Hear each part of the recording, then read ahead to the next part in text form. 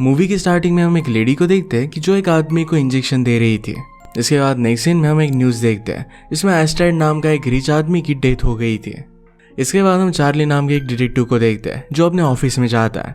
वह उसकी असिस्टेंट उसे बताती है कि अंदर एक क्लाइंट उसका वेट कर रही है। ऑफिस में जाकर वो अपने क्लाइंट से मिलता है जो एस्ट्राइड की ग्रैंड डॉटर थी।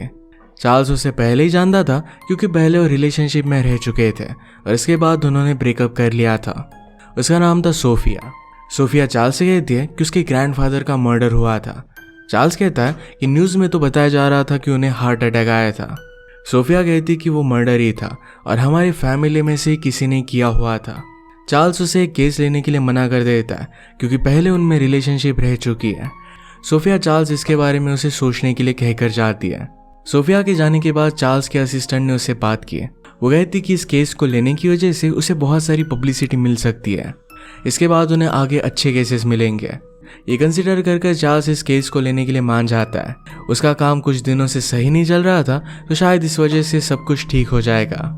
इसके बाद नेक्स्ट सीन में चार्ल्स चीफ ऑफिसर से मिलने के लिए जाता है। चार्ल्स उनसे केस के लिए जानकारी लेता है। यहाँ हमें पता चलता है कि एस्ट्राइड का मौत का रीज़न एस्राइन था। एक्चुअली एस्ट्राइड को डायबिटीज था और इसी वजह से वो इंसुलिन के शॉट लेता था, पर इस बार किसी ने इंसुलिन की जगह एस्ट्राइड को एस्राइन दे दिया था जो कि आई ड्रॉप में यूज़ किया जाता है। इसी वजह से उसे हार्ट अटैक आया था। अब क्या इंसुलिन की जगह पर किसी ने इसे जानबूझकर चेंज किया था या फिर ये सिर्फ एक गलती थी, यही चार्ल्स को पता लगाना था। नेक्स्ट सीन में चार्ल्स एस्ट्राइड के घर पर जाता है और वहाँ पर उसे गन शॉट की आवाज़ सुनाई देती है। वहाँ पर एडिथ थी जो एस्ट्राइड की फर्स्ट वाइफ की सिस्टर होती है। वह गन फायर कर रही थी। इसके बाद वो चार्ल्स से मिलती है, उससे बात करती है। इतने में वहाँ पर नैनी आ गए। ये नैनी जोसेफाइन की थी। जोसेफाइन एस्ट्राइड की ग्रैंड डॉटर थी। यहाँ हम देख सकते हैं कि जोसेफाइन अपनी नैनी को बिल्कुल पसंद नहीं करती थी। इसके बाद वहाँ पर सोफिया आती है जो कि चार्ल्स से बात करने लगती है। इसके बाद उसे अपने घर पर लेकर आती है या उसे एडिथ के बारे में बताती है। एडिथ एक्चुअली उनके घर पर एज अ नर्स आई थी और इसके बाद अपने ग्रैंडफादर का बिहेवियर ज़रा चेंज हो गया था। इसी वजह से उसने डिसाइड किया था कि वो यहीं पर रहेगी ताकि सब बच्चों का ध्यान रख सके। इसके बाद सोफिया चार्ल्स को उसके ग्रैंडफादर के रूम में लेकर जाती है या उसे बताती है कि उसका और उसके ग्रैंडफादर का बॉन्ड बहुत ही अच्छा था। वही हमेशा उन्हें ब्रेकफास्ट देने के लिए जाया करती थी। सोफिया ने एस्ट्राइड की सेकंड वाइफ ब्रेंडा का रूम भी उसे दिखाया। चार्ल्स उसे पूछता है कि ये रूम इतना दूर क्यों है। उसने कहा कि हमारी फैमिली अलग अलग टाइप की रूथलेस है। या चार्ल्स को उसकी बातें समझ में नहीं आती। सोफिया से चली जाती है और इसके बाद चार्ल्स अपना काम शुरू कर देता है। वह रखा एस्ट्राइड का फोटो देखता है। उसके पीछे जोसेफाइन आ जाती है।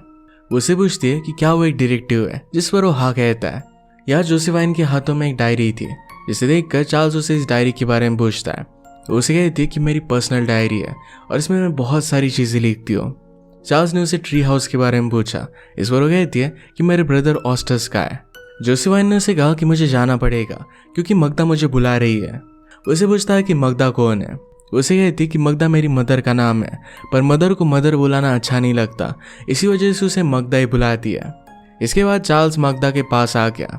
उसे बात कर उसे ज़्यादा कुछ खास पता नहीं चलता तो फिलिप्स के पास आ जाता है। फिलिप्स मगदा का हस्बैंड था। फिलिप्स उसे सही तरीके से क्वेश्चंस के आंसर नहीं दे रहा था। उसे चार्ल्स के क्वेश्चन पूछना पसंद नहीं आता। चार्ल्स उसे कहता है कि अगर तुम आंसर नहीं करोगे तो मैं पुलिस को यहाँ पर भेजूंगा और तुमसे आंसर ले लेंगे। ये तुम्हारे रेपुटेशन के लिए सही नहीं होगा। फिलिप्स फिर उसे सारे क्वेश्चन के आंसर बताने लग जाता है। फिलिप चार्ल्स को बताता है कि एक बार जुए में अपने सारे पैसे वो हार गया था, जिसके बाद उसके डैड एस्ट्राइड ने उसे वही घर पर रुकने के लिए कहा था। चार्ल्स फिलिप को उसके डैड के बिजनेस के बारे में पूछता है, पर फिलिप्स अपने डैड के कोई भी बिजनेस में इन्वॉल्व नहीं था। इसके बाद सोफिया चार्ल्स को उसके अंकल के बारे में बताती है। उनका नाम रॉजर्स था। उसके डैड एस्ट्राइड की कैटरिंग कंपनी में काम करते थे। इसके बाद वो रॉजर से पूछताछ करने के लिए जाता है। उसी दौरान उन्हें एडिथ मिलती है जो उसे बात कर वहाँ से जाने लग गई। जाने से पहले चार्ल्स उससे भी क्वेश्चन पूछना चाहता था, पर उसे मना कर देती है क्योंकि वो ज़रा बिजी थी। इसके बाद वो रॉजर के रूम में जाता है और वहाँ पर उसे उसकी वाइफ क्लेमेंसी मिली। थोड़ी सी बात कर वो रॉजर को बुलाती है। रॉजर उसे बहुत ही नाइसली बात करता है। रॉजर कहता है कि मैं बिलीव नहीं कर पा रहा कि 85 की एज में उन्हें किसी ने जहर देकर मार दिया। इस सब का इल्ज़ाम वो डायरेक्टली एस्ट्राइड की सेकंड वाइफ ब्रेंडा पर लगा रहा था। क्लेमेंसी उसे चुप कराती है। चार्ल्स ने उससे पूछा कि लास्ट टाइम अपने डैड से तुमने बात कब की थी। ये सुनकर वो और भी ज़्यादा गुस्सा हो जाता है क्योंकि रॉजर हमेशा अपने डैड से बात करता था। वो उसके डैड का फेवरेट सन था। क्लेमेंसी रॉजर को समझा रही थी और फिर वो चार्ल्स को वहाँ से जाने के लिए कहती है। इसके बाद चार्ल्स ब्रेंडा से मिलने के लिए आया। ब्रेंडा ने ऑलरेडी गेस कर लिया था कि उसकी फैमिली उसके बारे में क्या समझ रही थी। ब्रेंडा उसे कहती है कि वो कभी भी एस्ट्राइड को मार नहीं सकती है क्योंकि उसे बहुत ही प्यार करती थी। चार्ल्स ने उसे पूछा कि तुम दोनों मिले कैसे थे। वो उसे बताती है कि लास वेगास के एक कजिनो में एज ए डांसर वो काम करती थी। एस्ट्राइड एक बिजनेस की वजह से वहाँ पर आया हुआ था। एक रात वो वहाँ पर रो रही थी। एस्ट्राइड ने उसे देखा और उससे इसका रीज़न पूछता है। ब्रैंडा ने उसे कहा था कि इन कस्टमर्स के बीच में वो रहना नहीं चाहती, उसे घर जाना है। एस्ट्राइड ने उसे सिंपैथी दी और इसके बाद उसने कसिनो ही बाय कर लिया था। इसके बारे में उसने किसी को भी बताया नहीं था। इसके बाद उसने उसे शादी कर ली थी और ब्रैंडा ने उसे एक अच्छी वाइफ होने का प्रॉमिस किया था। चार्ल्स ब्रेंडा से पूछता है कि क्या वो इंसुलिन खुद लेता था। वो कहती कि हाँ, उस रात भी उसने खुद ही ली थी। इसी वजह से सब लोगों को लगता है कि मैंने उसका मर्डर किया है। ब्रेंडा कहती कि मुझे सचमुच में नहीं पता था कि एक्चुअल में उसमें पॉइजन है। इसके बाद वो इमोशनल हो जाती है। ब्रेंडा के पीछे की विंडो से चार्ल्स सोफिया को देख रहा था, वो भी उसे ही देख रही थी। नेक्स्ट सीन में चार्ल्स एस्ट्राइड की लाइब्रेरी में बैठा था। वहाँ पर लॉरेंस नाम का टीचर आता है जो बच्चों का ट्यूटर था। चार्ल्स को वहाँ पर बैठा देख लॉरेंस उसे पूछता है कि तुम यहाँ पर कर क्या रहे हो। चार्ल्स ने उसे पूछा कि तुम यहाँ पर क्या कर रहे हो। उसे कहता है कि एस्ट्राइड ने मुझे यहाँ पर आने की परमिशन दी थी। चार्ल्स ने उसे पूछा कि जब एस्ट्राइड की डेथ हुई थी तो क्या तुम उसी के साथ थे।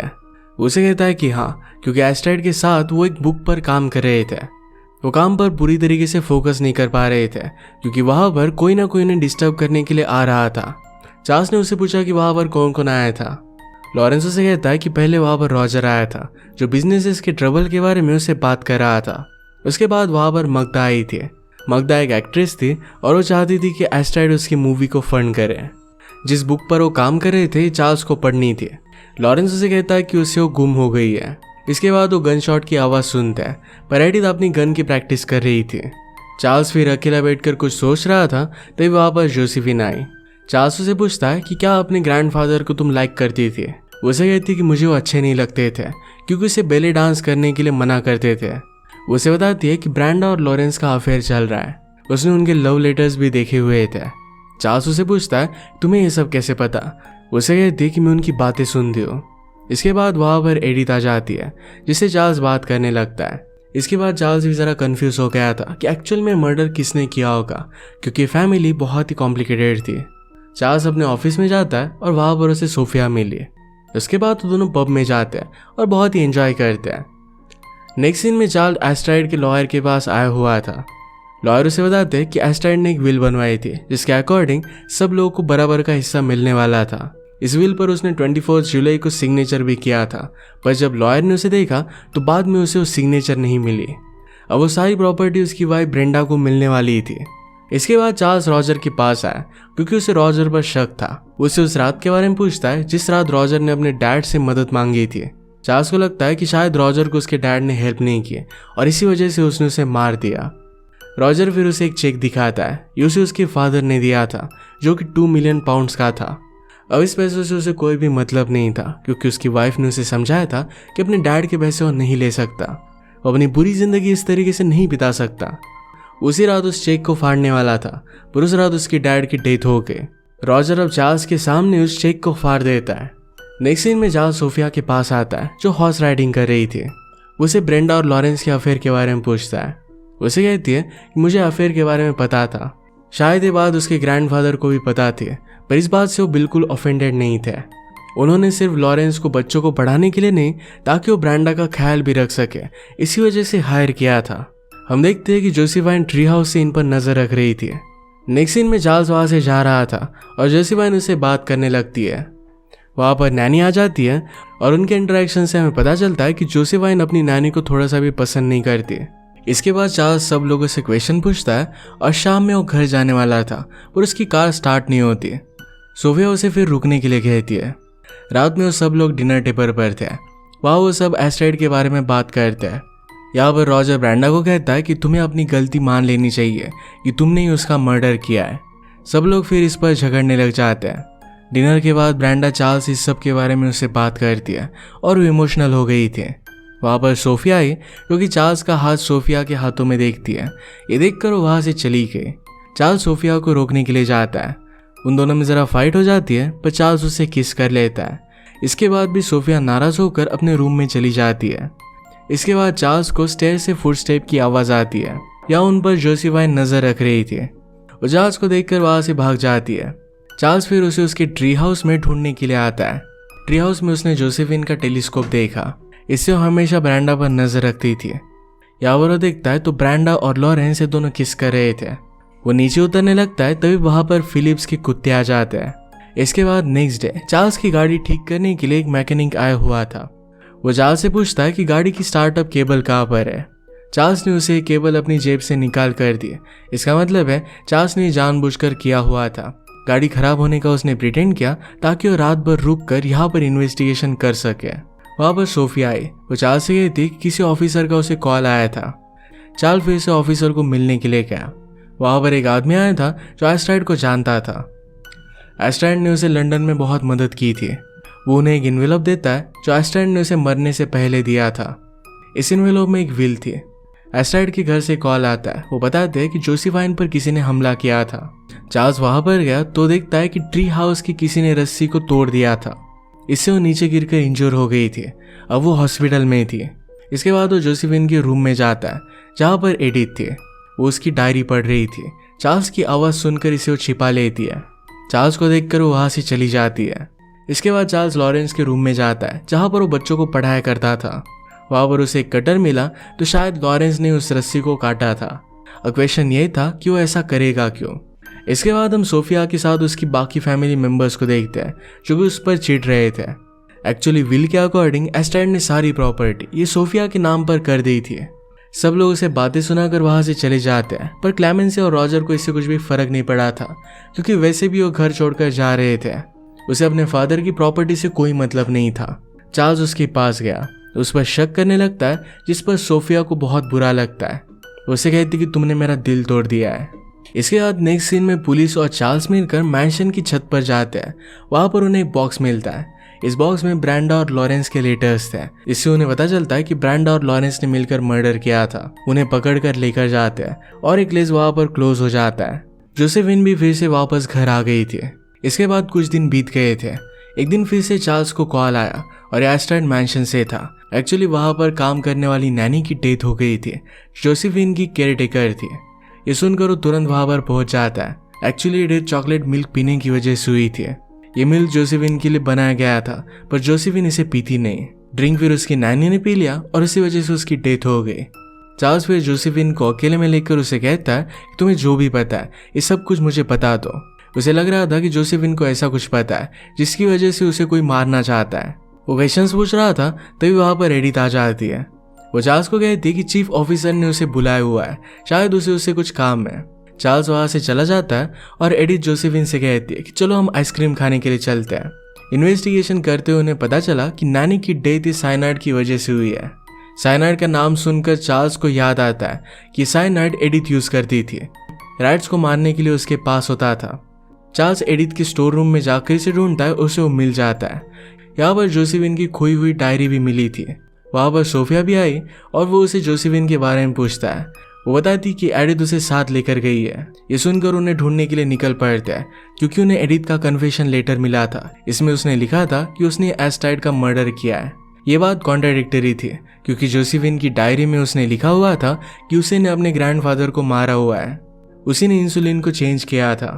उसके ग्रैंडफादर उसे बेली डांस करने के लिए मना करते थे और इसी वजह से उन्हें वो हेट करने लग गई थी। डायरी में नैनी के मर्डर के बारे में भी लिखा हुआ था। वो नैनी को बहुत हेट करती थी क्योंकि वो नैनी हमेशा उसे बोला करती थी कि वो सही तरीके से लोगों को ट्रीट नहीं करती। ये सब पढ़कर सोफिया रोने लग जाती है। एडिथ और जोसेफाइन का बॉन्ड बहुत ही गहरा था, इसी वजह से उसने सारा इल्जाम अपने सर पर ले लिया था। अब एडिथ को पता चल चुका था कि जोसेफाइन भी नहीं बचने वाले क्योंकि अब तक सब लोगों को उसकी डायरी मिल चुकी होगी। नेक्स्ट सीन में चार्ल्स को उसकी गाड़ी मिली। एडिथ ने अपनी कार खाई में डाल दी थी, इसी वजह से उन दोनों की डेथ हो गई थी। एडिथ नहीं चाहती थी कि जोसेफिन की लाइफ बर्बाद हो जाए, इसी वजह से वे उसने चूज किया था। ये सब पता चलने के बाद सोफिया बहुत रोती है और यहीं पर ये मूवी एंड हो जाती है। अगर आपको ये मर्डर मिस्ट्री अच्छी लगती है तो प्लीज़ लाइक और कमेंट जरूर कर दीजिएगा। ये बहुत सारी मूवीज़ लेकर आते रहता हो तो प्लीज़ चैनल को सब्सक्राइब कर दीजिए और बेल नोटिफिकेशन आइकन दबाना मत भूलिएगा। हम फिर से मिलेंगे और एक नए मूवी के साथ, तब तक के लिए थैंक यू और आप अपने आप का ख्याल रखिए।